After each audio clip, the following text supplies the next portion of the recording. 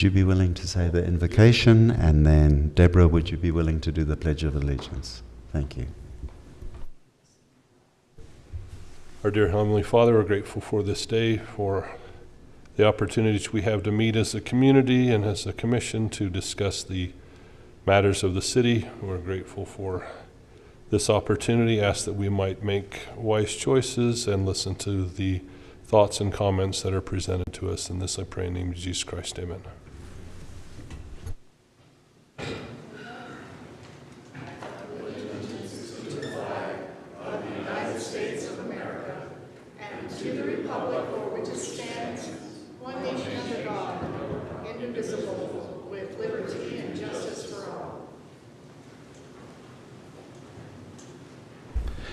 Thank you very much. Oh, that's a little loud there. Before we begin our proceedings, I'd just like to let everybody know how grateful we are for John and also for Stephanie. You do this unheralded, thankless task, and we are very grateful for everything you do to serve us and to help us. We now have some time. Hey, Sherry, welcome. We now have some time for public appearances. So this is an allotted time where anybody in Highland can come and express their thoughts about any topic. I guess technically you could sing to us if you fancied, but please state your name and where you live, and if there is a topic on the agenda that we're going to discuss later, there will be time for scheduled public appearances. But Ron, welcome. Thank you. Ron Campbell, I live on Country Club Drive, just that direction. On the west side, the service entrance side of the country club. I'm here as a resident, not as a member of the council. I am not representing the council, nor even my position on the council. I would just ask that you consider moving your time to 6 o'clock to match the council time. Just a consideration. I know you may have schedules on your commissioners that conflict with that, but we did that, and we went till midnight last Tuesday. And it would have been 1 o'clock in the morning. My concern about the later 7 is that by the time you get to some agenda items, it's really late and maybe you don't get quite the resident participation. So I'm here representing myself as a resident, saying resident participation is easier. Now I go home, as soon as I'm finished here, I'm going to watch it on here from the comforts of my living room. But it's still, they have to be awake and watching if they're interested in what's going on here. And we want more interest, right? So as a resident, I would ask you to do that. So thank you very much. Thanks, Ron.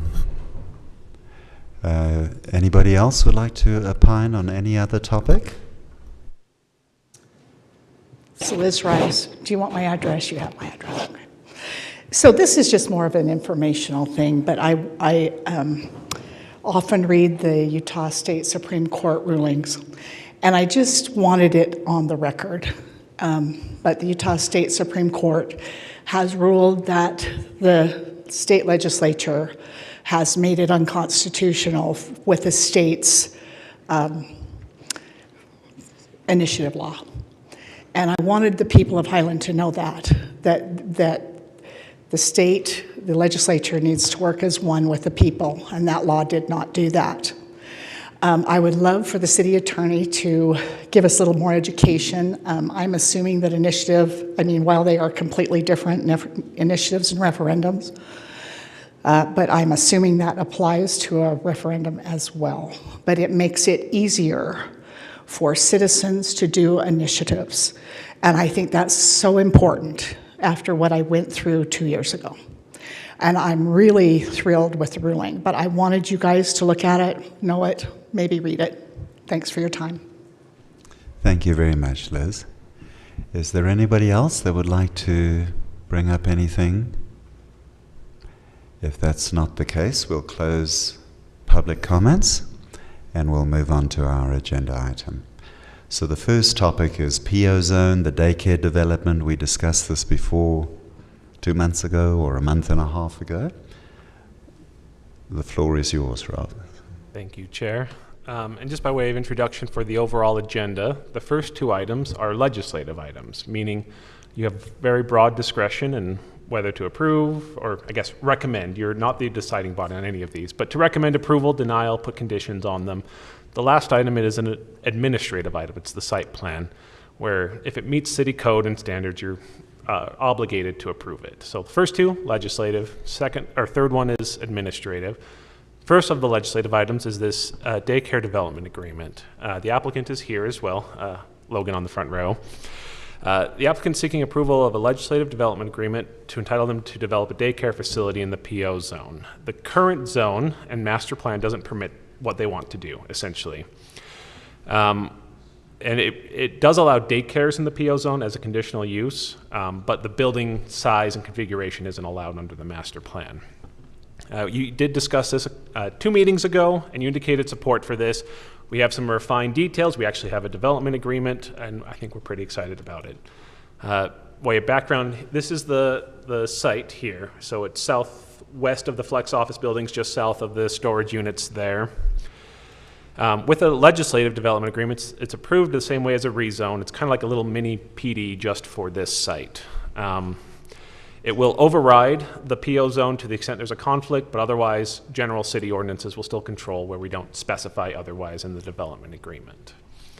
So currently in the master plan, it had two buildings there, and I know there was a discussion of whether that actually remained given the other side, but just looking at the document itself, it shows 2 buildings, and each building basically could have 9,400 square feet of building between 3 stories. The proposal is to essentially take one of those buildings, remove the other one, and spread the one building out to make it wider, not taller. So we'll have one 10,000 square foot single story building.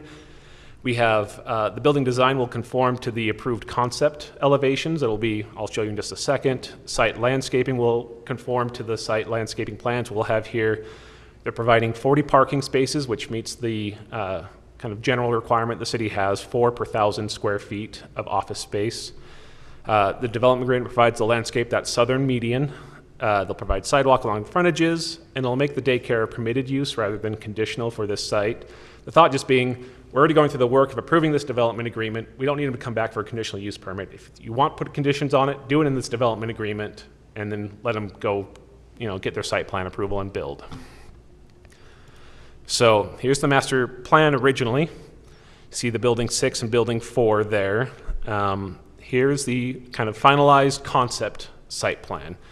You see we moved the access a little bit further up at the recommendation of you all, as the city engineer also approved it. It allows for additional queuing of vehicles along Sunset Drive there. You'll see the parking there, the 10,000 square foot building. It looks reasonable. It looks like it meets generally kind of all what we would want to see from a site plan. Here's the concept landscaping plan, as you might expect. These were the current in the master plan for the PO zone, the building designs for this site, and this is their proposed building there. So to staff's view, it still maintains the residential flavor and look. It's just wider instead of taller. And there's the other elevation. From staff's point of view, we believe that this does align with the intent of the PO zone, and it does address many of the concerns some residents had. It reduces the height of the building, so we're at 21 feet to the roof peak versus a total of 35 feet. It's a single story. We have that residential architecture. We're not really expanding the size of buildings. It's going from 9,400 square feet to 10,000. The proposed use is a daycare, which is allowed in the PO zones. We're not allowing some new use that wasn't really planned for in this area. The city engineer supported moving that access further north and keeping the 4-way access at that intersection. Parking meets our standards. We published notice of this for the previous meeting. We still haven't received any comments since then. So our recommendation is to hold a public hearing, give direction any additional conditions you'd like to see with this, and then recommend approval. I'm happy to answer any questions. We also have, like I said, the applicant here as well. Does anybody have any questions for Rob, just for clarification amongst the commissioners before we open it up for public comment? I have 2 questions. Yeah, go ahead. So is the parking the same for an office building as it is a school? Yes, we have never, our standard has always just been essentially 5 per thousand for retail or 4 per thousand for other professional offices. And then last we met, they were going to address traffic flow. We talked about a right-only exit, kind of what the cars would do when they pick up. Was that going to be presented to us? Or- So the city engineer actually didn't want to restrict that access there. I talked with Chris Trusty, and he said he didn't want to limit that to a right out only. He wanted to keep it a 4-way movement through there. And then what about the traffic flow thing for drop-off and pickup? I haven't seen a traffic engineering plan, so we don't have that. I guess we could ask the applicant if they prepared that. Was this like along Sunset or in the parking lot? Yeah, just last time they came to the meeting, one of the things they went away to. Commissioner Abbott, can you make sure that your microphone is on? It's on. It's on? It's on. There we go. Now we can hear you a lot better. Thank you. It's they were going to go and kind of, because the big concern was the whole Yes. school. That's why the left right turn only. Is it going to jam that whole? Because it's so close to the light. Not that I'm saying it can't work. I just thought they were going to demonstrate what their plan was. I believe if you'd like, the applicant might be better able to address that. Yeah, would you please come up? Thank you. Welcome, by the way. Thank you. Logan Johnson with Right Development, Centerville, Utah. 1178 West Legacy Crossing, Centerville, Utah. Jerry, my apologies. My anticipation is that we would handle that in the site plan approval process. And if I communicated that differently, I apologize. I just figured that way it would be administrative and objective in conjunction with the city engineer and his thoughts. And so we were hopeful to get sort of this thematic development agreement stuff through at a 10,000 foot level and then dial in with more detailed plans and reports and stuff at the site plan level. So if that's acceptable, we would love to have a positive recommendation with that. And I hope that answers the question of where those are. I have, go ahead. Yeah, we've got some questions for You're you. not done. And I'm happy to come up after the public hearing too, if you prefer, but yeah, okay. Okay, so my question is, when we talked last time, we had mentioned some runaway trucks that have come down that road, that there was a concern that the playground was in the front, and you had mentioned something about putting kind of a heavy-duty type of fencing around there, and I noticed it says vinyl fence, and I'm wondering if you guys are going to be putting something a little more heavy-duty than that. So what we did put, and you can see a slight note there, it says bollard protection. So each of those marks is a bollard that's designed to handle significant traffic impact. They go down 4 feet, and they're designed to protect against that. When we took the fencing question, should we just fence this off? We got a little bit of pushback from our tenant, and they said we would prefer the bollard approach and asked if we would take that to the city as our application. Can you tell me what that is exactly? What does that look like? A bollard? Yes. So typically, I think they're about 4 to 6 inches in diameter, and they're steel and concrete. I think they're about 3.5 feet high, and then they go down, I believe, about 4 feet. And their design is specifically for vehicle protection. Okay, and how does that look? How does that look in front of the vinyl? It looks great when it's hidden behind some great landscaping that we're going to put up all down that road. Okay, great. And what color will the vinyl fencing be? We anticipate white wherever we put up the vinyl fencing right now. And I apologize, Sherry, you probably gave me a color I needed to commit to, and I neglected to do that. Happy to commit to that right now. Maybe something neutral? Like a beige? Possibly, yeah. Okay. I don't know how everyone else feels about that. And then my other, if you could show the front of the building again, Rob. Yes. So I'm wondering, it is looking better. I'm wondering if where the roof line goes like this in the front, if we could possibly get a little bit of variation there, maybe some shingles on that, just the top half, so that it gives it a little difference in elevation there, and it matches a little bit more the houses across the street there. Could you describe that one more time? I didn't quite follow the vision. Okay, so do you see the line in the middle where you've got, let's see, Draw on the 4. screen. You can draw on the screen. Oh, I can. Nice. Okay. Right. Oh, thank you. Yes. Okay, a different material. So if we could just maybe on these upper put some shingles, Like shaker shingles. possibly like the Okay. ones across the street on those on those homes that are across there to kind of tie things in a little bit more and give it a little bit of variation. Yeah, Sherry, I don't know if this is a dialogue, sorry. I would prefer to put that in front of council as well and get their impact and feedback on that. I think our position is we're ambivalent, and we're happy to do what the council and the commission would love to do, but from our perspective, that's great. And I would call those shaker shingles is what I would call. Does that sound right to you? Is that, okay, great. Your designer will come up with something that'll be Yeah. great. I don't know what it's Yeah. called. Sorry I was not here last time you were here, so if you've already addressed this, my concern initially and still was just the traffic. So as traffic is stopping and turning off and on to get there, the question is, do you have an hour of operation for this? And I'm assuming it's not like a school where you have everybody drops off at same time each day. It's going to be staggered all through the day, so you wouldn't expect, or would you expect? That's No. the question. There's no bell that goes off, so it's typically a 1.5 to 2 hour peak window when the drop-offs happened. And so unlike a school, it's sort of extrapolated over a little bit of a larger period. And I think that's helpful for mitigation number one. Mitigation number two is we scooted that access a little further away.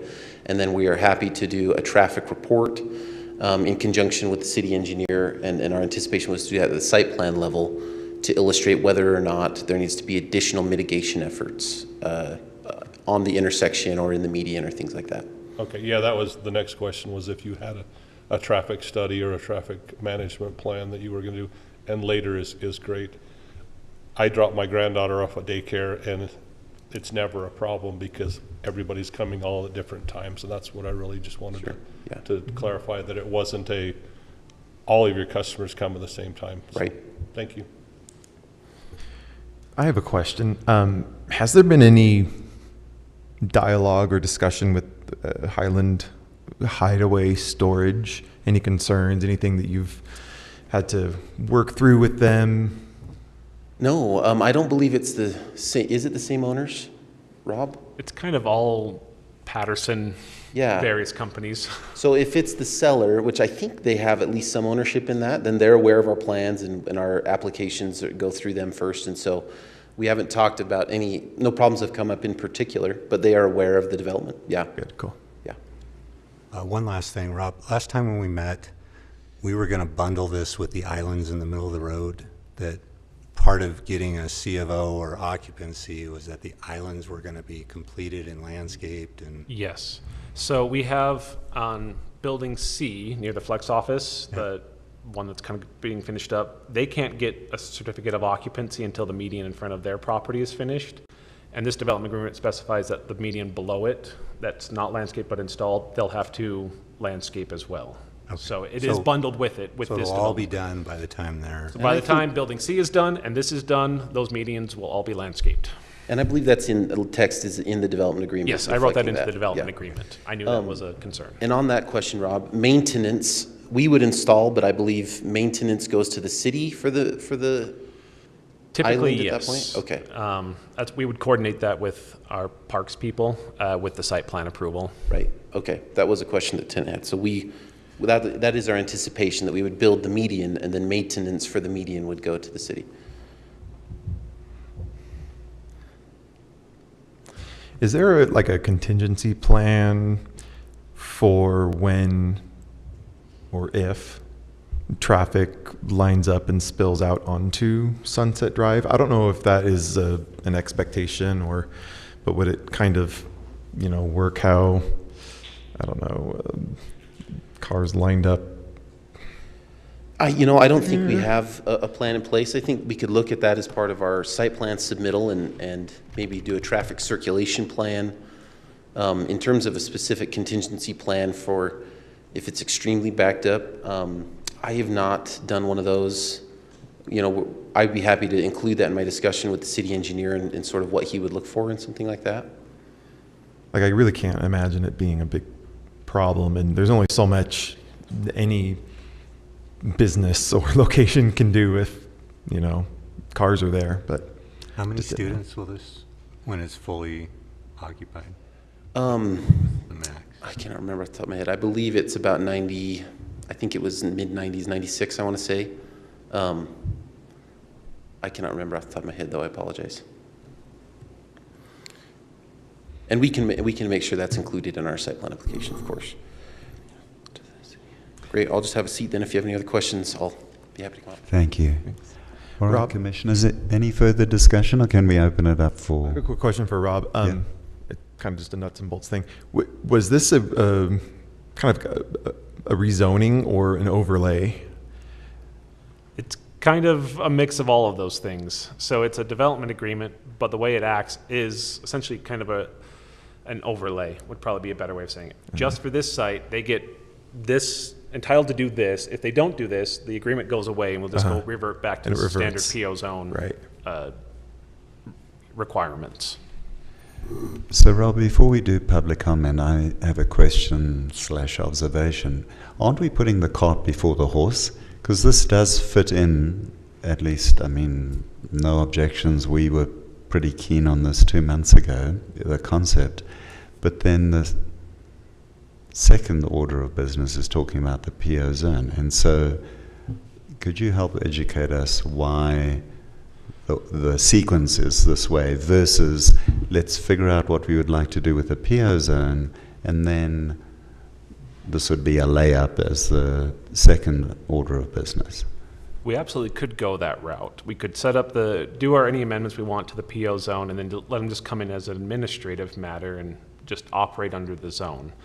The thought we had first was the PO zone amendments might take longer to get finalized. They have a client who wants to start going, so they wanted to say, let's get something that the city likes, and we'll just talk about this one site and get it however the city wants it, and then the city can figure out the rest of the PO zone around it. I will say, in looking at it, I did kind of, as we were hoping to have the development agreement done last month, we couldn't quite get there in time. I looked at this development versus the proposed amendments we have for the PO zone, and they really do line up very well. The only real change if those get adopted as presented is the conditional use permit. It gives them entitlement, and we also clarify the median thing, which I think is very beneficial to the city. So I think this is still helpful. I think, if I had my druthers, I prefer just to do it as a zoning matter and let them come in administratively after, but they were kind of working on a more accelerated timeline. All right, thank you very much, Rob. Okay, let's open it up for public comment. Anybody that has some comments or questions about this, please, you're more than welcome to come up to the microphone, state your name and where you live. Thank you.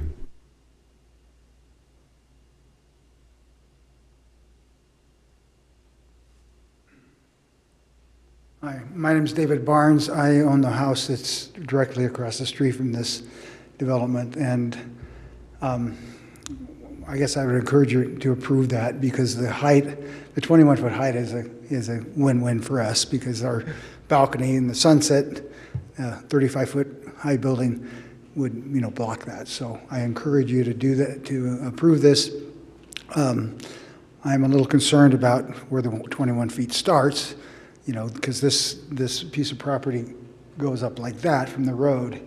So obviously they're going to have to build a retaining wall if we're going to have 21 feet from street level, which I would encourage it be 21 feet from street level and not 21 feet from the back of the piece of property. Thank you. Thank you very much. Anybody else? All right, we'll conclude public comments, and now let's open it up to commissioners. Let's have a discussion about this and what your thoughts are. The elevation is street level, right? No, well, No, Rob, clarify. But on the other side? So we're going to talk about this more about the PO zone. Yeah. So the way as I understand the current PO zone, as I'm interpreting it, based on what it's following the default city rule, which is finished elevation at foundation, highest point of finished elevation. So wherever they end up with the grade, you measure from that finished grade at the building site, and that's where you start measuring building height from.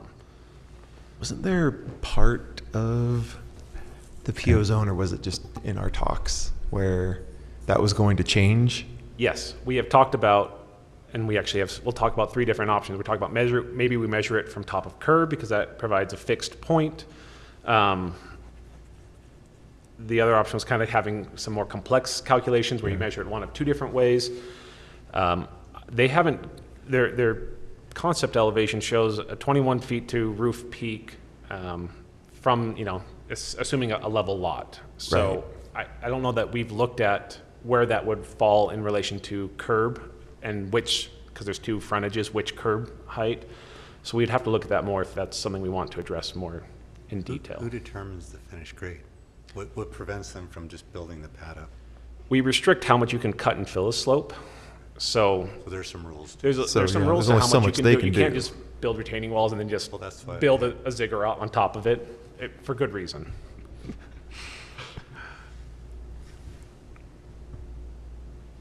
And Rob, if we can get specific on that, right now it's 2 feet or less, is my understanding. For a retaining wall. No, just in your ability to just heap up your ziggurat example of. So I think in this site, we're actually discouraging any kind of retaining walls, and they're not showing any on site. No, I understand, but just in general, city standards are typically. The rule is we have a limit on grade of from the street. You can't increase a certain grade, and I can't remember that percentage off the top of my head. We restrict any cuts and fills where you get to a slope that's over, I think, 15% if you end up there.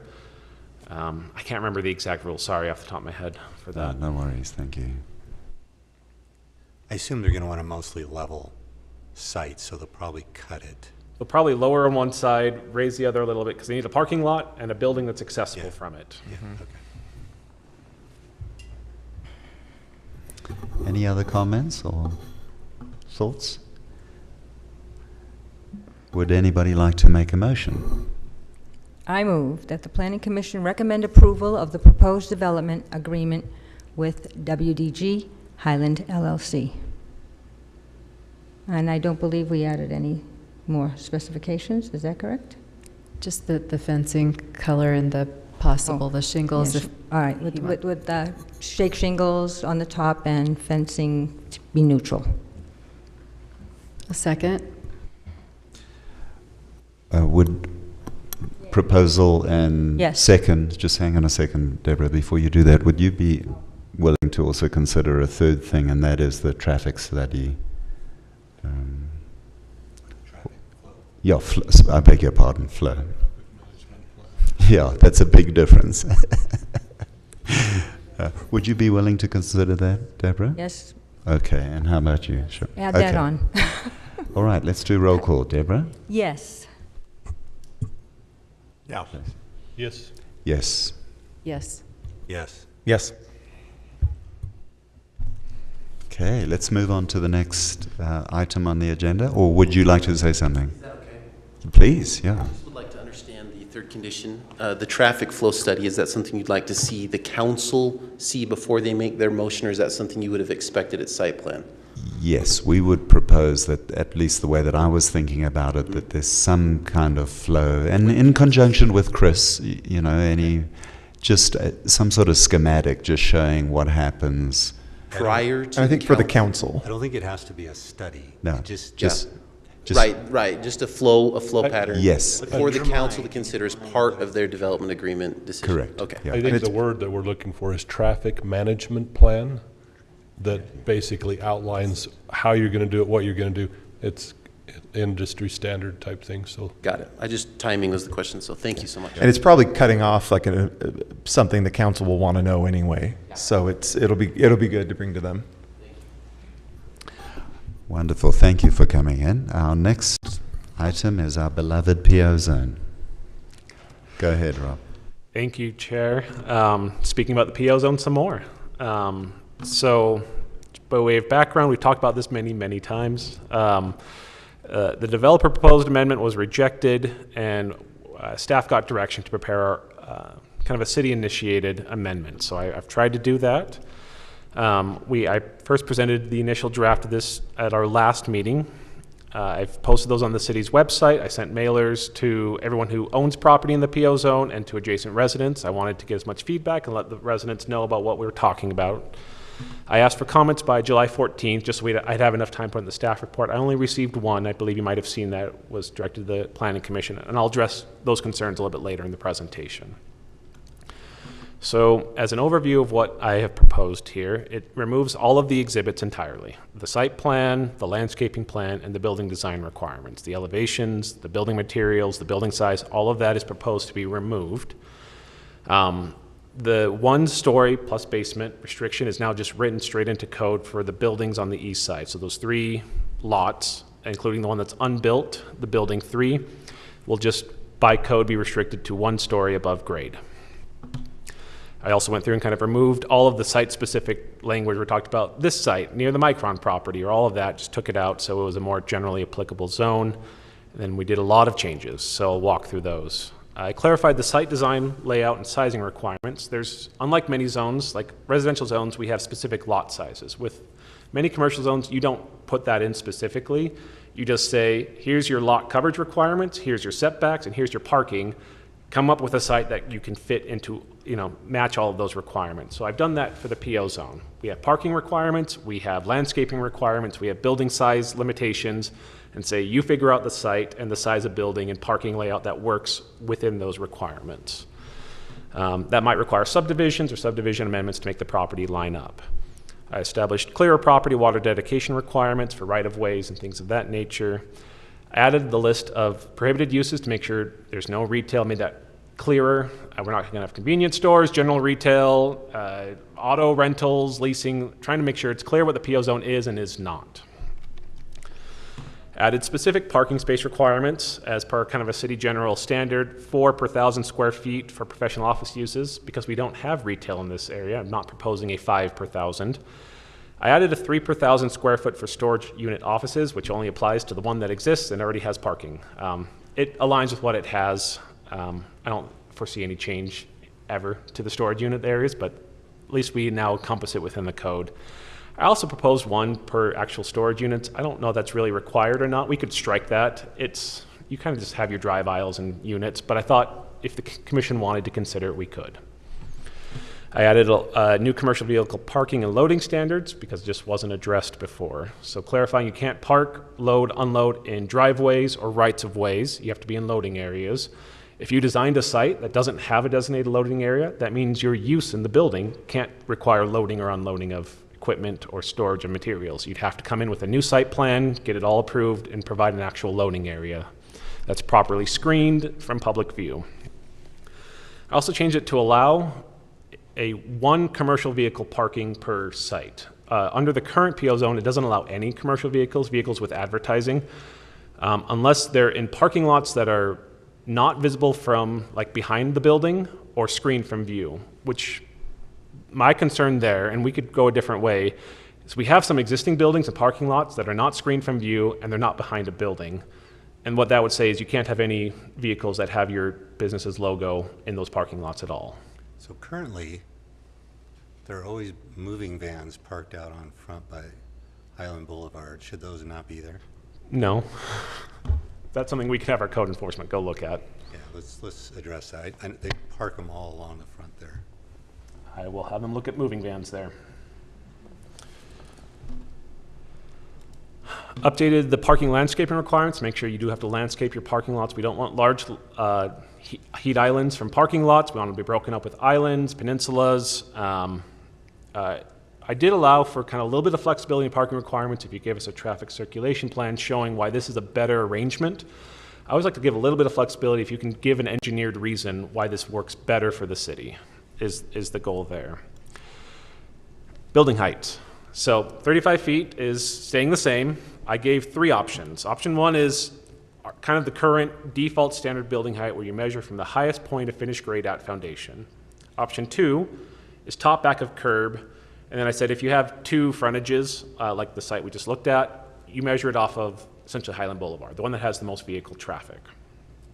And then option 3 was the one I kind of cobbled together, which is you have 2 different options depending on whether your site kind of slopes up or slopes down, where you have a maximum, where you measure the building height from the lowest finished grade or top back of curb, whichever of those is lower. It's a more complex formula. It was trying to address some site plan concerns.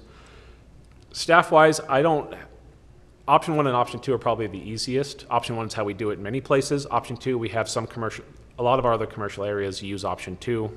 Nowhere in the city do we have option 3. This would be unique to the PO zone. So this is something we'd ask the commission to kind of give pretty clear direction on what you want to see there. And in all cases, we said you can't have a building lower than, essentially not less than 1 story above finished grade. You still have to build it up to a degree. That's in there currently. I just changed it from 10 feet to 15 feet. It seemed like that's what you need for a story, but we could leave it at 10 if you would like. Setbacks, 25 feet to the public right-of-way, so essentially your front setback, unless you put all your parking in the rear, then you can go down to 20. There's an 8-foot setback from buildings to private right-of-ways or driveways, 10-foot side setbacks, unless you're near residential areas, then it's 30 feet. 20-foot rear setbacks, unless you're near residences, again, goes to 30 feet. Side and rear setbacks for storage areas, this is unchanged. It's near the city boundaries, you can reduce it down to 5 feet. And this is a new provision I added. Side and rear setbacks not adjacent to residences can be reduced down to 5 feet if it's more efficient use of property. So essentially, on the east side of storage units where there's no residences next to it, they are already built next to their property line. There may be other cases where if you're building PO, you want to allow the buildings to be close together, as long as, again, we want to keep them away from residences. So this wouldn't apply if they're anywhere near a residential district. Does the city have a position on parking being in the front or the back for safety? It seems to bounce back and forth from city to city. That's kind of been my impression. It kind of depends on the aesthetics. Some in town center, for example, like the site plan we approved right over here, we had to say, no, you have to have the building right up front because we want it to be walkable. And then here we kind of say, you can go front or back, depending on what you want to do. I don't know if there's really a safety. It's kind of just a look to it. All right. Sometimes we don't like the strip mall look. We have buildings and a bunch of parking in front of it. It's kind of just city preference. Updated all the landscaping standards, tried to incorporate our xeriscaping requirements. Revised fencing standards essentially discourage fencing and prohibit retaining walls in most cases, unless they're needed for privacy or screening or security. We want to keep this feeling natural and open was one of the goals of the PO zone. I pointed to our sign code, and I also pointed to our sensitive lands ordinance for slope adjustments. And here's another big concern, the feel of the buildings, their look and design. So I went through and updated all the building design standards. I relied heavily on that document that was sent around by Commissioner Abbott a while ago. So all building sides are required to be architecturally treated, meaning you don't have a front of a building and back of the building. They're all supposed to look nice. There's now facade, entrance, and ornamentation standards. So you're supposed to have a certain amount of variation and breaks in your facade. You have to have an entryway of some kind with columns or a cantilevered overhang, something that welcomes people into the building. We discourage overly ornate ornamentation. We want simple, clean looks for these buildings. Fenestration is entrances and windows. We're discouraging storefront type development. This is supposed to look more residential, so we limited how much of your ground floor can be windows and doors, and then restricted even further the second floor to again try to preserve a more residential feel. Roof design, we did not require pitched roofs. That can change, obviously, but requiring putting different standards in there for what the roof should be and requiring overhangs, breaking up, variations in the heights, and stepping it back and front. And then same with the building massing. We proposed a 65% two-story, so 65% of your footprint can have 2 stories. The other 35% would have to be 1 story only. So there's a traditional and a modern. Yes. For the roofing, could we just say no flat roofs so they don't just, because modern, it's flat but still pitched, still gives it something, like even the residents don't go to just no flat roofs, unless it's like an entry, residential, something over like a small. You could have a cantilever like entry component, but not the roof. Like a small accent piece, but not as the main body of the roof. It can't be flat. It should have some pitch to it. Yep. If that's something, we could definitely add that in there. Just say, even with the modern approach, it cannot be a flat or primarily flat roof. See this. It does. Okay. So this is kind of what we're aiming for, is these two styles. This is the little PO zone next to Lone Peak, actually just north of the future vet clinic we're going to talk about in a second. And this is one of the existing buildings on Highland Boulevard. So the idea is either of these types of designs would be allowed under the PO zone design standards. This was the shingle I was referencing. If Yes, you wanted I'll to- point that out to him. I knew what you were talking Okay. about, so I'll pass that along to him. Thank you.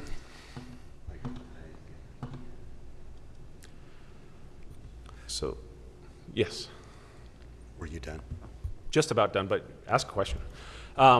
So the resident comment that we received had a lot of concerns. I think a lot of them dealt with that other site, which we've just resolved with the development agreement, which I think is fantastic. Some other concerns was keeping the original design requirements for those buildings on the east side. This proposed amendment does not do that. It keeps the one-story limit, but then otherwise allows them to build per those new design standards. Same with residential nature. We're trying to keep that by putting those design standards in, but that would allow either of those two buildings we just talked about. And then he asked about public notices and hearings. In none of our site plan review processes do we require public hearings. It's all an administrative process, so I have not proposed it for here either. I will say in the PO zone, all uses are conditional uses, which does require notice and a public hearing. And typically, when an applicant comes in, they submit both a conditional use permit, site plan, and architecture review because they want to get it all approved at once, and conditional use permit terms may dictate things on the site. So most of the time, there would be a public notice process, but if they're just coming in for a building, as long as it meets the code requirements, there wouldn't be. Staff's preference would be to continue that. It would be odd to have the PO zone have site plan hearings and no other zone have that, but again, Planning Commission can recommend what it would like. And that concludes my presentation. Happy to answer questions, get feedback. So the concern that they're talking about with, keeping that elevation, I think where you've added, because I think the old code was you only had to elevate the sides that face the public. You're now requiring that they elevate all four sides. All four regardless. sides have to be architecturally I treated. think that'll address that building.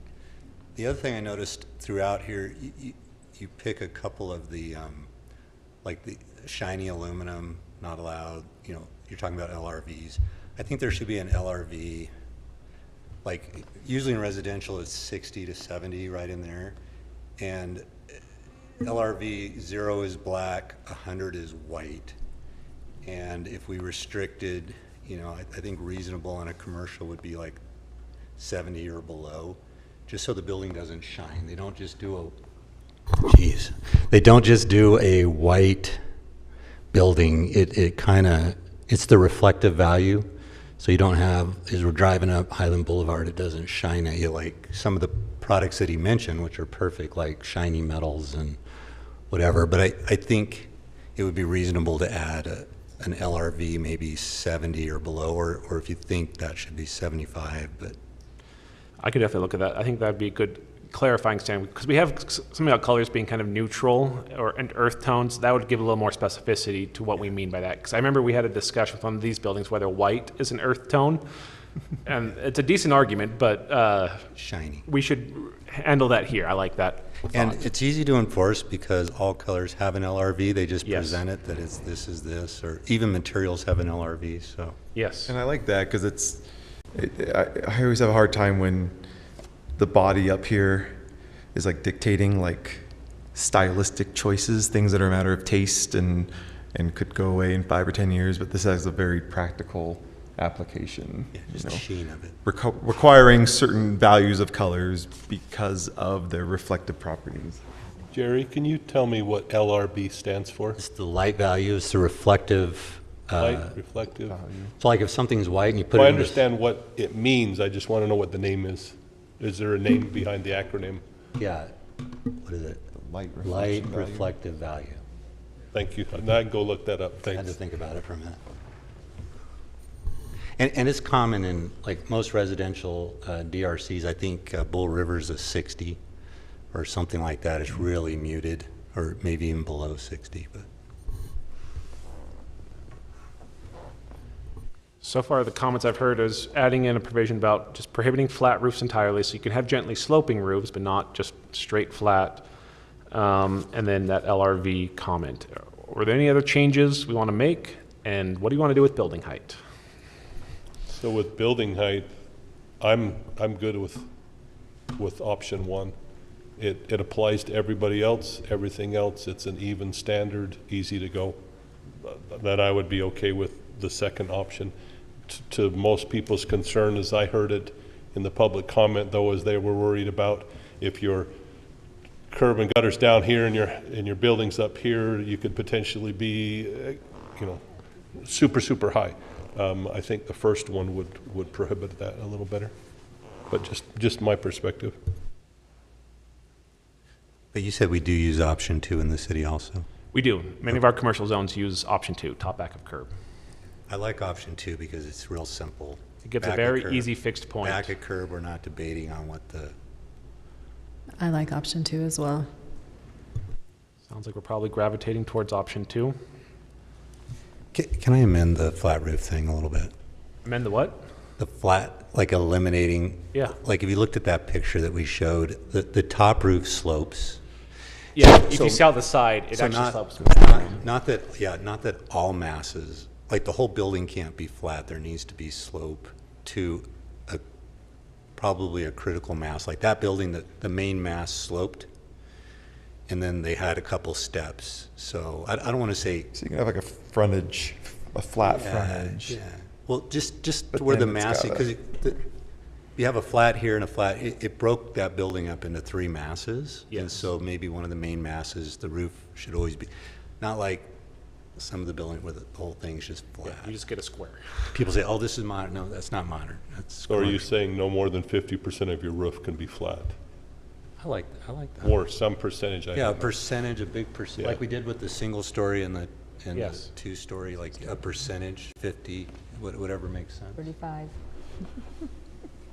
I like that. I would never build a flat roof anyway, so you don't need that. It's They're cheap. not very good in the snow. But the snow we haven't been getting lately. Okay, so we'll get some specificity on color in terms of LRV and flat roofs, meaning you can have some, but it's not the entire building. You're breaking it up to give variation in the roof. I think that definitely fits in with the idea of making sure we have variation in the building. You're not just building a cube Yeah. on a site. Okay. I think we might have to designate either a percentage, like you were saying, or something, because if we say not all, well, someone could put a little thing here and then the whole, We'll give it a percentage still so look- that when they apply, they'll have to calculate that for us and show us that it meets it. Because the one building that's being built right now, it's all flat, right? Yes. Yeah. It's a mess. So I really like all these changes to the PO zone, and I agree with what we're saying. However, after hearing from the main spokesperson of the residents that live in that area, I would personally prefer that we keep that building 3 area to be more of the traditional, like that is already there, so that it can be what was agreed upon originally. Can you be more yeah, I was specific? going to say clarify. So building 1 and 2 are the more traditional look. I know that this is saying you can either do traditional or modern. I'm just saying in that one specific, is it building 3, Rob? building 3. That be kept at the traditional type of building look, like 1 and 2, because that was what was agreed upon originally with the neighbors. And then everywhere else, every other PO zone would be The new stuff. either or, the modern or the traditional. So are we back to the same conversation of keeping that one in its own little thing and this one doesn't apply? That's where I'm just trying to understand. I think I understand your intent, but we're back to full circle. No, we're actually there now. He's restricting that building to 1 story now. She Yeah. just wants to add that it's also traditional. So we are specifically calling out that one now. Yes. Right now, in this revise, In this he's Yeah. called out that that building be a single Building level 3. only. Okay. And so she just wants to add the traditional.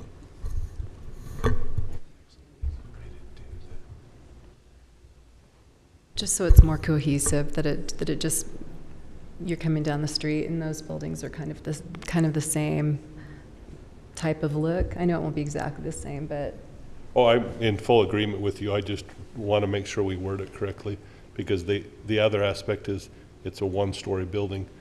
My brain tells me those other two are 2 or 3-story buildings. So how do you? How I would what Jerry probably was do ambiguous.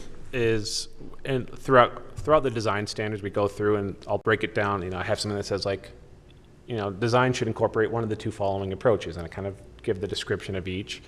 We could add in, like we did with the building height, that says, except, you know, for buildings on the east side of Highland Boulevard between here and here, like we did with the 1-story building, you must use the traditional approach. So Trent, they're still supposed to, I don't know how they got 2-story, but if they were to ever tear the buildings down, they could only build back 1-story. That's what you're trying to hold. Yeah, This will hold that. yeah, I'm sure with the architecture, with the 2nd story's built into the roof up there, so they probably said, kind of, I don't know what happened, but if they were to ever tear it down, because there's no elevators in those, if they were to tear them down and rebuild them, they could only go back to a 1-story for the original agreement. Unless they come back here. I think we're trying to hold to the original agreement where it abuts residents versus the other side of the road, it goes against micro. I follow you. I just wasn't convinced that the wording said that, so thanks. So I'm making notes about kind of the changes we're making so we can kind of put into a motion. Is kind of indication from majority of commission, and this is also a public hearing, so I'd invite you to listen to the public, obviously. But is majority wanting to keep that traditional approach for those buildings, those 3 building sites on the east side of Highland Boulevard? I'm personally impartial because some of the homes in Bull River do have kind of a modern look to it, but I'm happy to go along with the balance of what the community wants. Yeah. Yeah, I feel the same. The homes on the east of Highland Boulevard, a lot of them are 2 and 3 stories and have all the stuff we're not allowing any of the PO buildings to have. So I'm kind of like going with whatever you guys say. It sounds like most people are either ambivalent or in favor of keeping it traditional on the east side of Highland Boulevard, so. Yeah, I'm ambivalent, which probably means let's keep it traditional.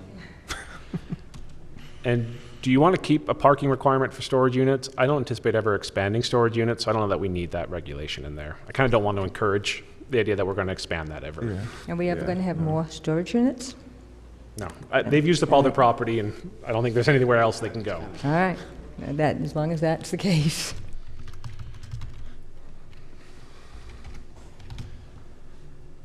Okay, so currently I've heard, just kind of summarize the discussion. The amendments as proposed, adding or tweaking 5 things. One is imposing a restriction, LRV restriction for the color so ensure it's not shiny, reflective as much. 70% was kind of the number proposed there. Restricting the amount of roof permitted to be flat, perhaps no more than 50% or some other number that's reasonable in that range. Building height, taking the option 2, measuring from top of curb. Keeping the traditional approach for design for the buildings on the east side of Highland Boulevard, and taking out the provision regarding parking for storage units. Am I missing anything else from the discussion? Seemed like there was one more thing in what you did, though, and I apologize, I can't remember what it was. I did a lot of things, so I don't remember either. I don't remember Did we you already talking talk about it. the grade? It was in your literature, though, so if we can skip back through it really quick. Yeah. You can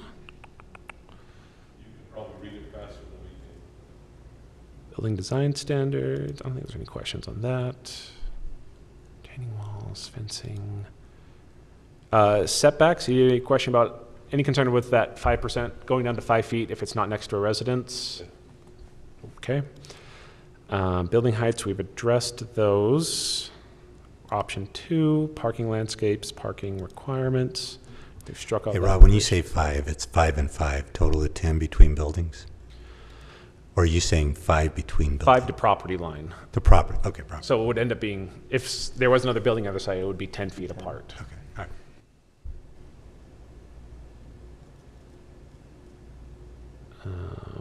Commercial vehicle parking. I think that was, yeah, those were the Must amendments. have addressed it. We're good, thank you. Okay.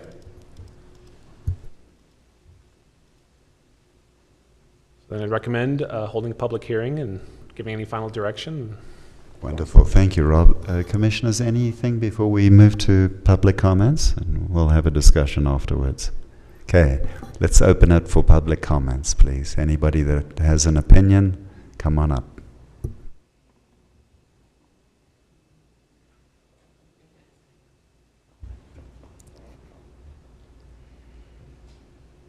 Good evening. Thank you for this opportunity. I'm Brad Walton. I currently serve as the chairman of the Board of Trustees for Bull River. Being as this proposed piece of, or this piece of property is right adjacent to Bull River, I had to note that on the landscape requirement, specifically looking for xeriscaping, which I applaud. The two buildings south of this are currently all lawn and big trees and bushes. There's not even a shred of xeriscaping along there. If we're looking to keep this new building or buildings in keeping with the same architectural design, we might want to look at some way to integrate xeriscaping to the traditional watered lawns that are going to be right next to it. So, and if I may, number two, I would hope that the landscaping in the median islands would be required to match in some fashion what's being done on both sides of the street, because we're looking at development now on both sides of the street right here. And those islands have been vacant and trash collectors for 15 years on one of the main entrances into our city. I can hardly wait to have those landscaped. But it would be nice if those could relate with the landscaping on both sides as well. Thank you. Thank you very much, Brad. Anybody else, please?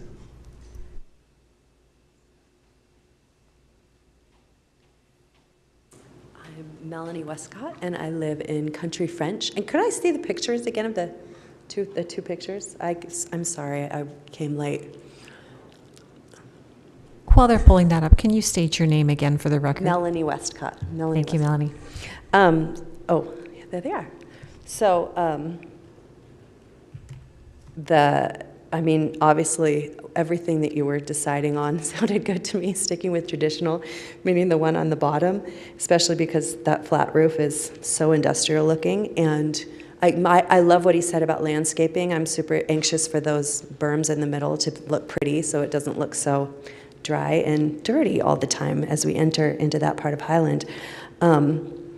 Also, there are buildings that are on the, does any of this apply to the buildings that are on the opposite side of the street between the church and what they most recently built? Mm-hmm.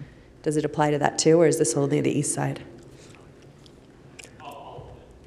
All of it. It'll apply, I should have pulled up a zoning map, but it goes up from the church site on the west side all the way down basically to the end of the new to SR92, building. and on the east side goes up basically till Country French. So whatever is decided, it'll be all of that. Correct. So I guess I came to the one where they were discussing the current one that they most recently finished, not the one that they're in the middle of, which I don't even know how that came out of nowhere because I don't remember hearing anything about that.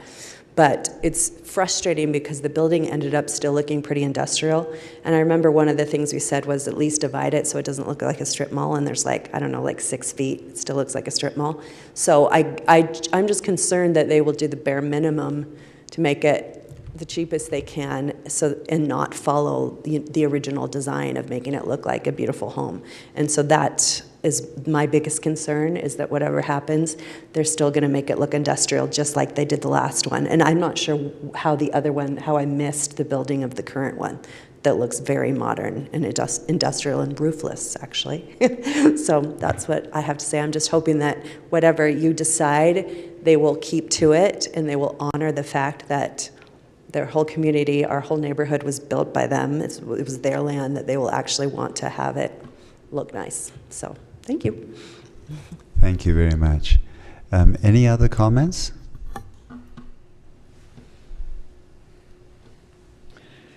Liz Rice, so when a lot of the residents were here before, as I recall, it seemed like, and this is probably really ticky-tacky at this point, but I don't know if you can just put in that loading or unloading, they felt 10 o'clock was really late, and I do too, and I don't know if we base that, or you base that on UPS or FedEx hours or Amazon hours, but it needs to be finished, in my opinion, by 10 p.m.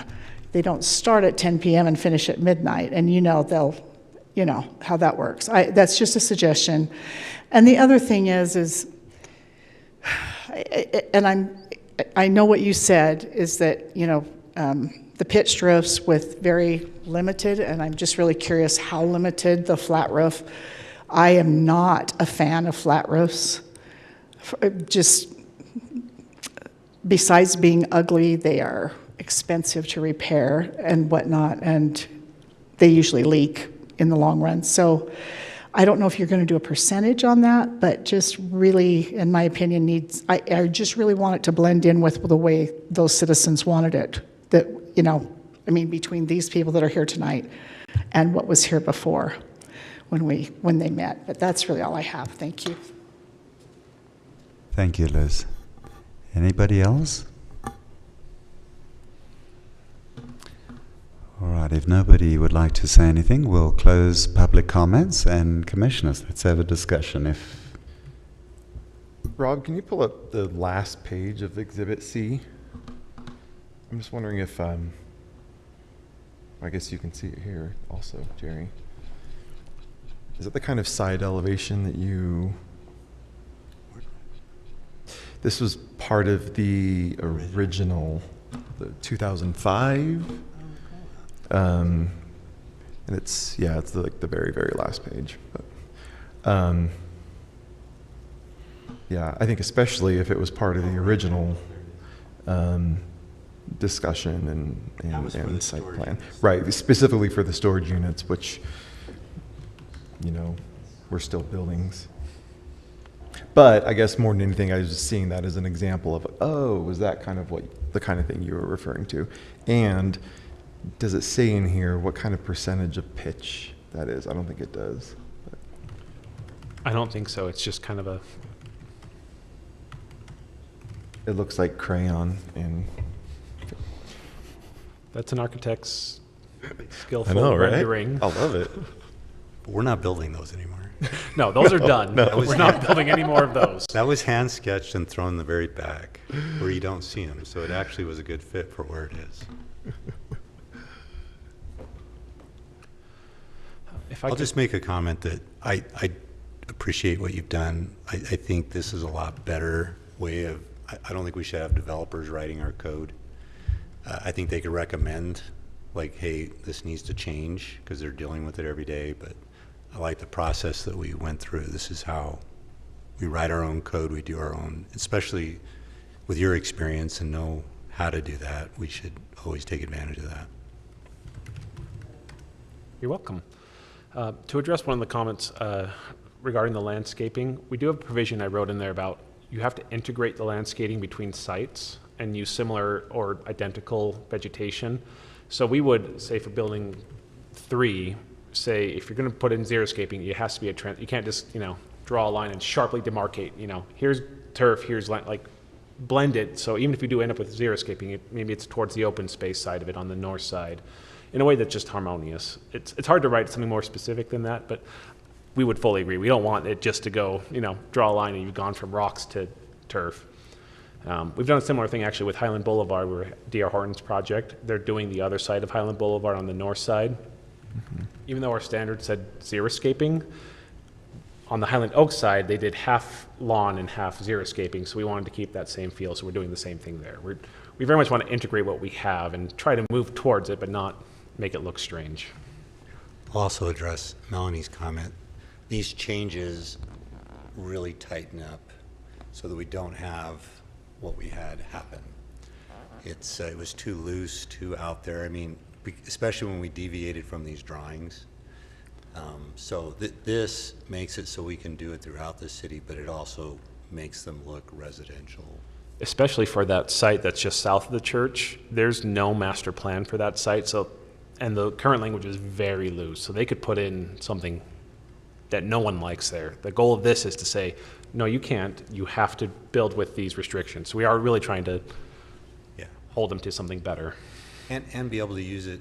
And make it usable for them. Yeah. So. Mm-hmm. Any other comments or questions? Tracy, Trent, Deborah? I think we're getting close. I think it is Thank you. important to keep the design options open, though. I like the, requiring the traditional design on the east side there. But I think it's important because I think this modern look is very traditional also. I mean, it harkens back to like a Frank Lloyd Wright, and I know a lot of people prefer it and view it as like a very classic American kind of look. Colors are a little industrial-ish. I do think Yeah. on the traditional thing, like, no offense to anybody, but there's an awful lot of brown, half rock, half stucco, pitch roof buildings and houses and stuff around, and it's really, it's kind of done its thing. So, color is okay, muted, the I am blue offended. grays. Hey, What? sorry, Wes. I'll bake cookies next time. Most of Highland. But, yeah, but traditional doesn't mean necessarily the rock and that picture.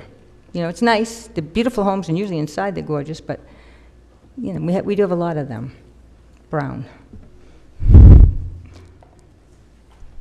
Okay, super. Thank you, everybody. We appreciate your comments.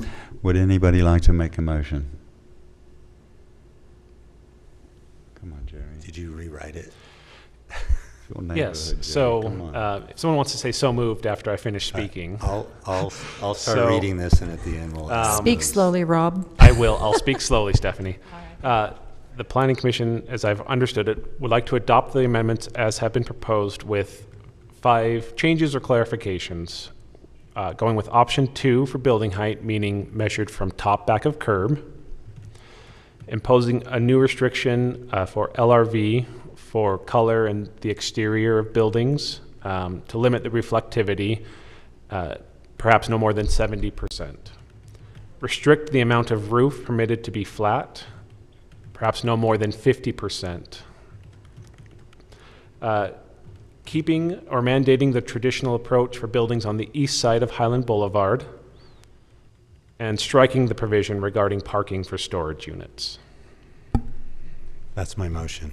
And then, does that also include the frontage parking? Where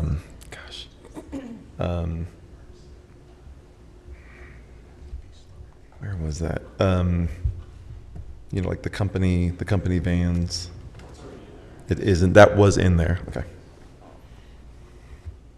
Would anybody like to second that motion? I'll second that. Wonderful. Thank you. Do we have a first motion? Do we have So something? Someone- Jerry proposed Jerry it proposed that. and Okay, thank you. seconded by Wes. And Deborah, can we start with you, please? Yes. Yes. Yes. Yes? Yes. Yes. Yes.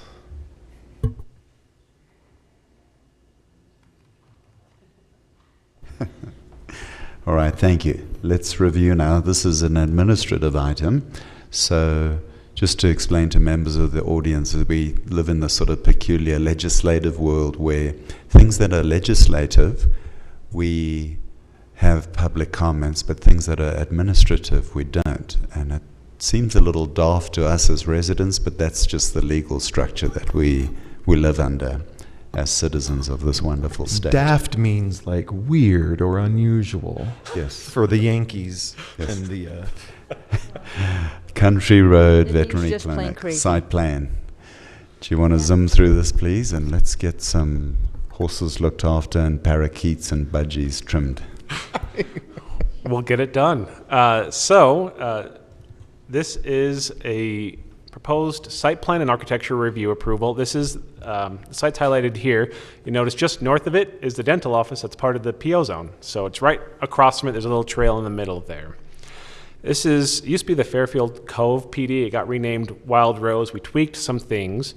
Under the Wild Rose PD, medical uses are permitted, which would allow veterinary clinics like this. The applicant is seeking 2 approvals, site plan approval and building architecture approval. And you are the recommending body on this, so it'll go to council. We also have a representative of the applicant here as well. So if I say something wrong, he'll correct me. Here's the site plan. It's a relatively small commercial site, but it does front right onto North County Boulevard. So you'll see on the left, that red area is the site triangle. So that's the area they're trying to keep clear of any obstructions. This red kind of hammerhead, that's the fire turnaround area. The building's in the yellow on the south side. And that green area on the northeast corner is the recreational area, and I'll talk about that in just a second.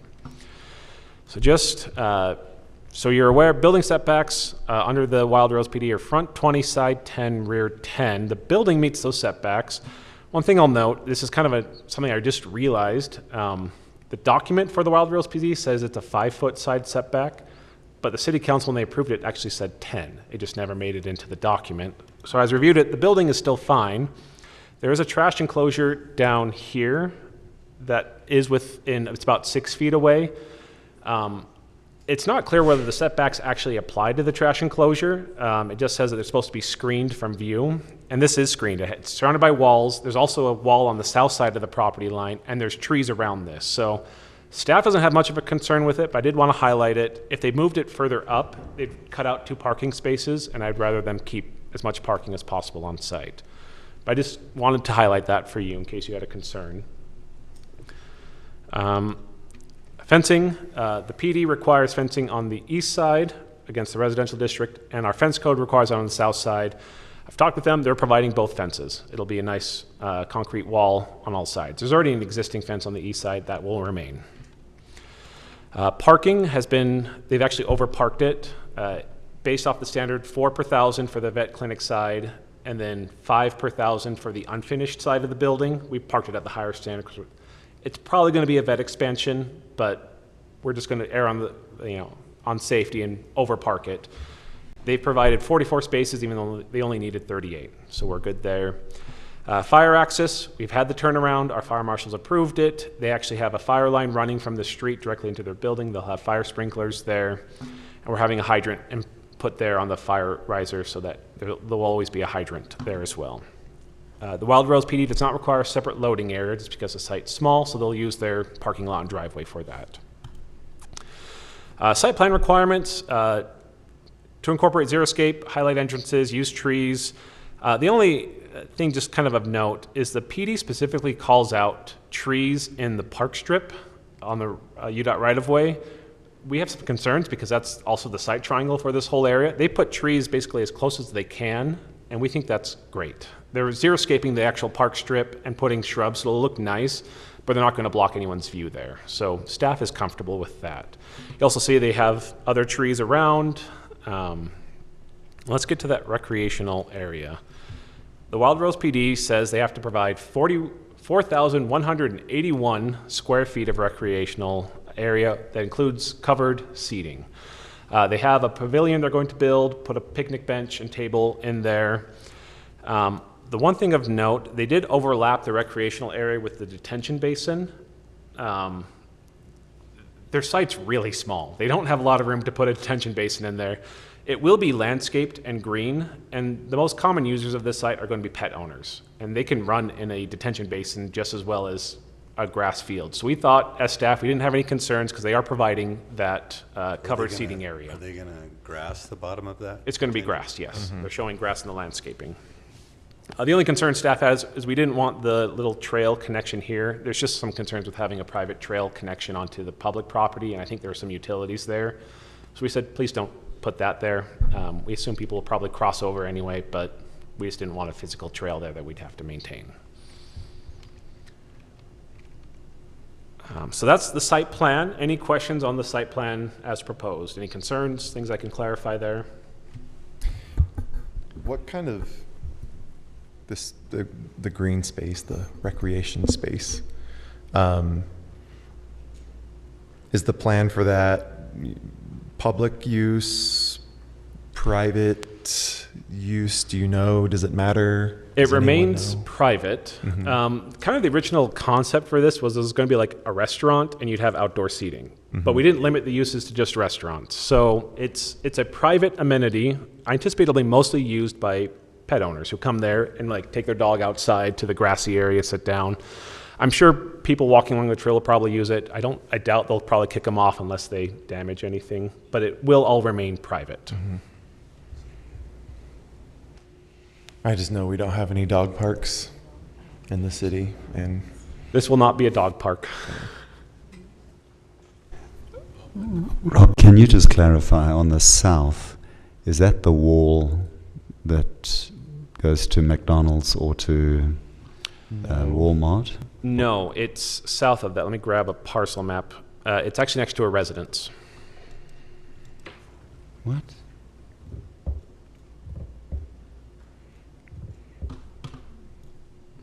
it's like surrounded by residents, right? Yes, so... Except on the north side.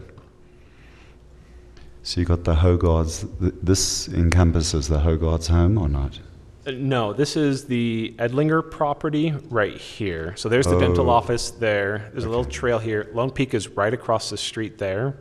Okay, so this is north of the or what used And to be there are the homes Hogarths. here and here, right? There are.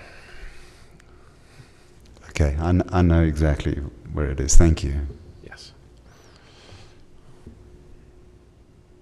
And what does UDOT say about egress? They're okay with... So, interestingly enough, because UDOT's about to start resurfacing, just as a heads up, they're going to resurface North County Boulevard. So they actually required them, they told them basically, you have until May 15th to get your utilities in or you're not doing it for several years.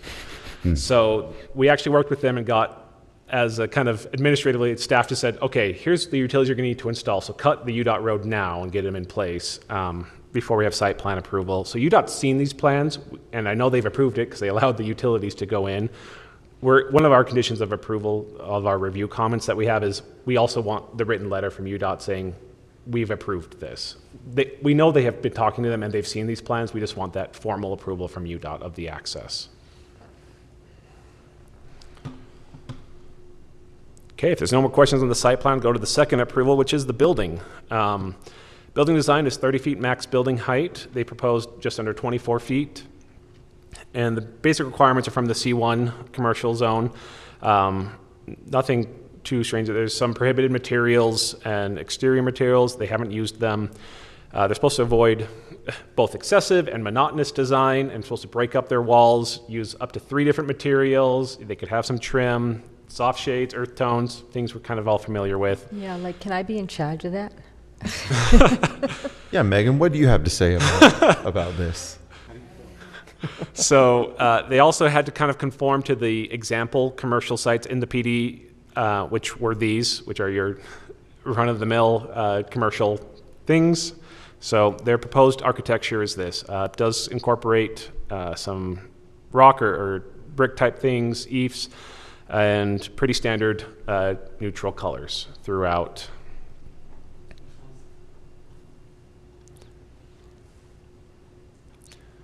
So you got stone at the very bottom, you have brick in different places and kind of on the entranceway, and then trim and awnings.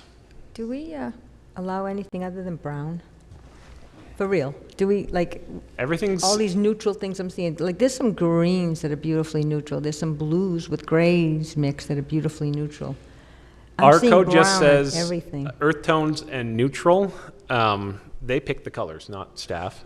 So it's also kind of what is existing there, so they also are trying to blend in.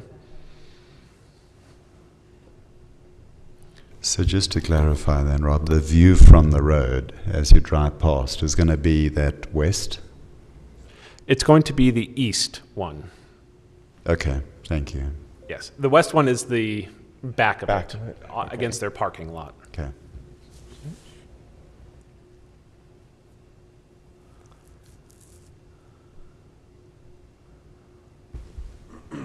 So if there's no more questions on the architecture, as mentioned before, there's no public hearing, no notice that was required for this. We believe the site plan and building design generally conforms to city code and the Wild Rose PD. We did have that review comment sheet of just a few minor things to fix up. I can go over those if you'd like. We've already talked with them. They're going to fix all of them, and we'll get it handled before they start to build. Any questions?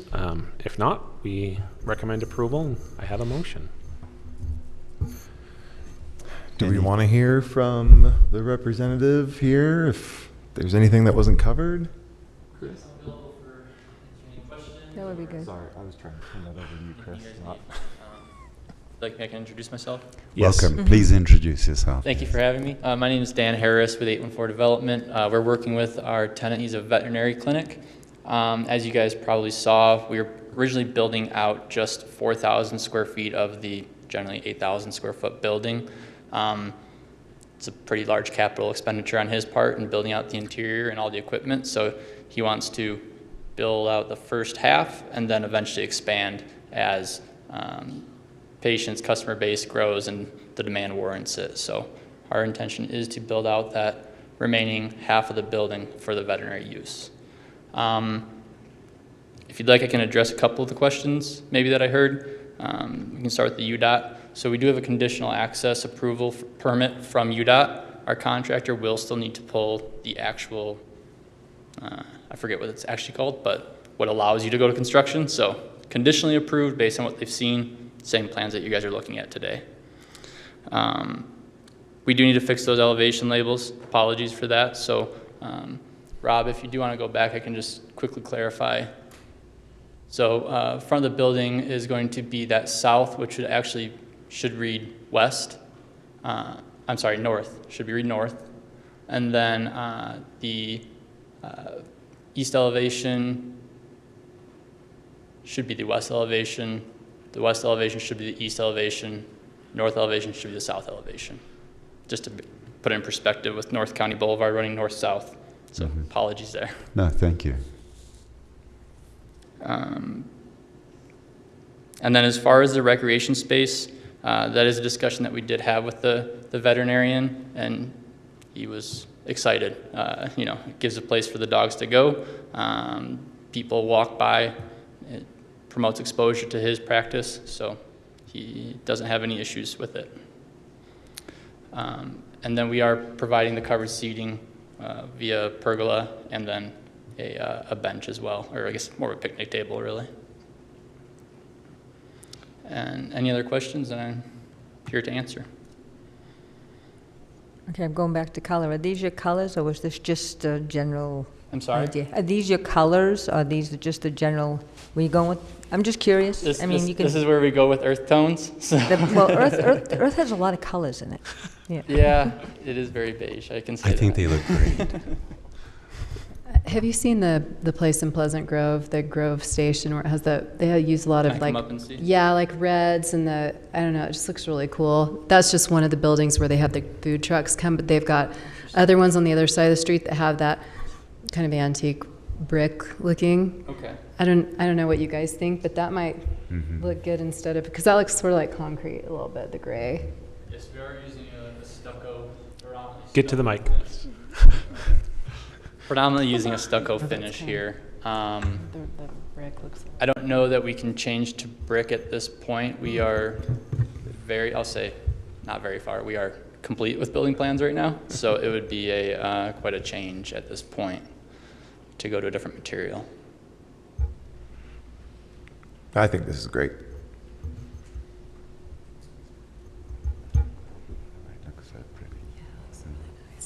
Okay, any other questions? Thank you very much. Thank you. Any discussion, or does anybody want to make a motion? I'll make a motion that the Planning Commission approve the Country Road Veterinarian Clinic site plan architectural subject to the one stipulation, the corrections provided by the staff, as well as the corrections he provided, the north, south, east, and west. Or is that the same one? Okay. Thank you. Anybody willing to second that? I'll second that. Okay. Yes. Jerry. And Deborah? I already And did. Tracy? Yes. Yes. Yes. Yes. Yes. Yes. All right, thank you. Let's move on to our next topic. Is there any reason to discuss this? I'm sure we're all capable of reading, unless you have a Just want to comment. highlight the second Tuesday of August, which is when we hold our last general plan workshop, is the date of the primary election, and we're holding a vote center here. So come here and vote. We have fantastic candidates for city council, so please vote. So we're going to hold the general plan workshop the day after, on Wednesday the 13th at 6 p.m. That's the only thing I wanted to highlight. So it's Wednesday instead of Tuesday. And also we have the Highland Fling coming up, which is exciting. Okay, so August the 13th, and that is at 7:30? 6. 6 o'clock? 6. 6 o'clock. 6 p.m., like normal, okay.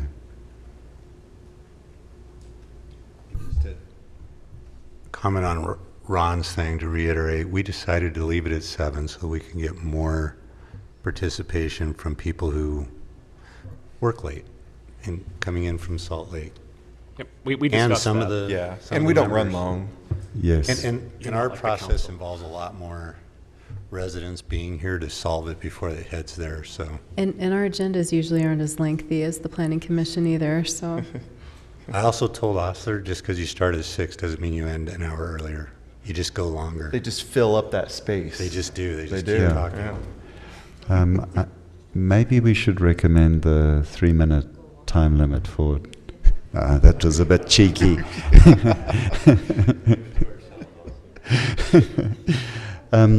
Does anybody else beg to differ? I still feel very good about doing the 7 o'clock thing. We all agreed, and full steam ahead. Okay. Great. And ending at 8 o'clock. Oh dear, we went over. Dreadfully sorry, everybody. Thank you once again to John and Stephanie and Rob. Would somebody like to make a motion to adjourn? Motion to adjourn. Second. All in favor, yes.